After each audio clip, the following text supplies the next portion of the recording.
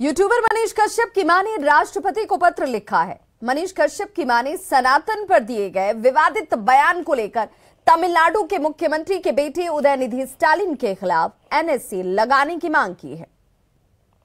अगर उनका बेटा पर एनएस ना लगे के चाहिए, ना लगे तो हमरो बेटा के रिहाई होके के चाहिए, हमरो बेटा के सबसे छुटकारा करे के चाहिए। ये है बिहार के विवादित यूट्यूबर मनीष कश्यप की मां मधु देवी। मधु देवी ने राष्ट्रपति को पत्र लिखकर गुहार लगाई। मधु देवी की मांग है कि यदि तमिलनाडु के मुख्यमंत्री के बेटे उदयनिधि स्टालिन पर एनएसए नहीं लगा तो उनके बेटे के ऊपर से भी एनएसए हटा लिया जाए। कहता लोग के सनातन धर्म पर मने एथी कहले बड़ा गलत सलत बोलले बड़े तो ए बरा कुछ ना होता। हमार बेटा निर्दोष आदमी के ए बरा फंसावल बा। तो अगर उनका बेटा पर एनएस ना लगे के चाहिए, ना लगे तो हमरो बेटा के रिहाई होके के चाहिए, हमरो बेटा के सबसे छुटकारा करे के चाहिए, हमरा बेटा के आपस भेजे के चाहिए। हम अब आप ये समझिए मनीष कश्यप की मां ने क्यों ये कहा कि या तो उदयनिधि पर भी एनएसए लगाओ, नहीं तो उसके बेटे के ऊपर से भी एनएसए हटाओ। आपको बताएं कि विवादित यूट्यूबर मनीष कश्यप 18 मार्च से जेल में बंद है। बिहार के साथ ही तमिलनाडु के जेल में भी रह चुका है। मनीष कश्यप पर आरोप है कि उसने तमिलनाडु में बिहार के लोगों की पिटाई की फर्जी खबर का वीडियो वायरल किया, जिससे दो राज्यों के संबंध खराब हो सकते थे। इसीलिए मनीष कश्यप पर तमिलनाडु की सरकार ने एनएसए लगा दिया।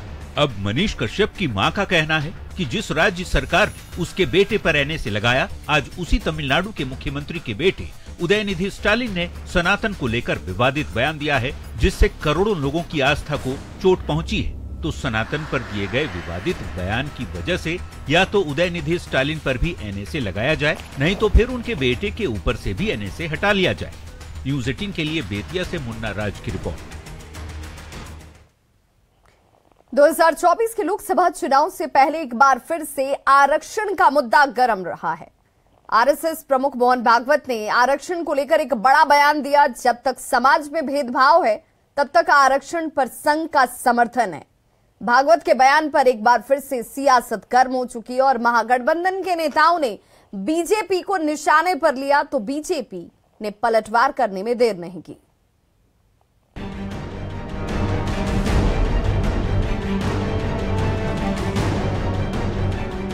राष्ट्रीय स्वयंसेवक संघ के प्रमुख मोहन भागवत ने आरक्षण को लेकर बड़ा बयान दिया है। भागवत ने कहा, जब तक समाज में भेदभाव है तब तक आरक्षण जारी रहना चाहिए। मोहन भागवत ने कहा, जब तक भेदभाव है तब तक आरक्षण रहना चाहिए। हिंदुओं के लिए मंदिर, पानी, श्मशान एक होना चाहिए। केंद्रीय सेवाओं में भी जाति के आधार पर भेदभाव है। संविधान में जितना आरक्षण, उस पर संघ का समर्थन जारी रहे। घर में अगर हम सब लोग हैं, दूध कम आता है, सबको दूध नहीं मिलता, लेकिन जो बीमार है उसको मिलता है। तो ऐसा हम कहते नहीं कि उसको क्यों दे रहे हैं। परिवार में सब समान है, लेकिन जो बीमार है उसकी विशेष चिंता करनी ही पड़ती है। ऐसा वो आरक्षण लागू किया है। इसलिए जब तक वो भेदभाव है तब तक उसको चालू रहना चाहिए। दरअसल संविधान के मुताबिक अनुसूचित जाति और अनुसूचित जनजाति को जातिगत आधार पर हुए भेदभाव के चलते आरक्षण यानी रिजर्वेशन मिलता है। मंडल आयोग की सिफारिशों के बाद अन्य पिछड़ा वर्ग यानी ओबीसी को भी रिजर्वेशन मिल रहा है। अब मोहन भागवत के आरक्षण पर दिए बयान ने सियासत को गर्म कर दिया है। महागठबंधन के नेता जातीय गणना का मुद्दा उठाकर संघ प्रमुख पर निशाना साध रहे हैं, तो बीजेपी आरएसएस प्रमुख का समर्थन कर रही है। लेकिन सीधी सी बात है कि आप लोग के चेहरे दोहरे हैं।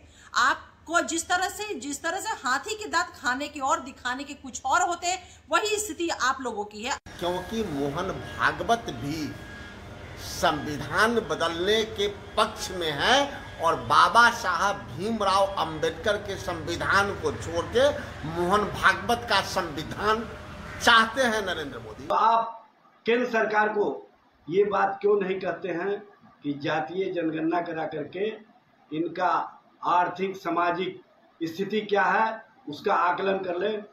आजाद भारत के समय से ही संघ, जनसंघ और भारतीय जनता पार्टी का ये मानना है कि जब तक समाज में असमानता रहेगा तब तक आरक्षण जारी रहेगा। 2024 के लोकसभा चुनाव से पहले एक बार फिर आरक्षण का मुद्दा गर्मा रहा है। हर चुनाव में नेताओं के वादे आरक्षण के इर्द गिर्द ही घूमते हैं। 2015 के बिहार विधानसभा चुनाव में आरक्षण पर मोहन भागवत के बयान पर विवाद हो गया था। तब आरजेडी ने उस बयान को मुद्दा बनाकर बीजेपी के खिलाफ खूब प्रचार किया था। तब के चुनाव नतीजों में भाजपा को बड़ा नुकसान उठाना पड़ा था। ऐसे में भारतीय जनता पार्टी दोबारा उस जोखिम को उठाना नहीं चाहती, लिहाजा भागवत ने जब तक भेदभाव तब तक आरक्षण वाली बात कही है, जिससे विरोधी दल भी पशुपेश में है। Bureau report, news 18।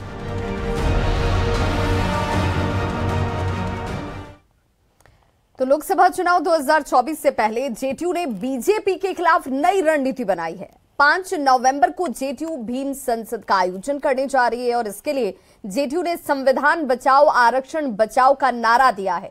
पटना के वेटनरी कॉलेज ग्राउंड में होने वाले इस कार्यक्रम में मुख्यमंत्री नीतीश कुमार भी शामिल होंगे और इस मौके पर जेडीयू नेताओं ने केंद्र सरकार की ओर से इंडिया की जगह भारत लिखे जाने को लेकर भी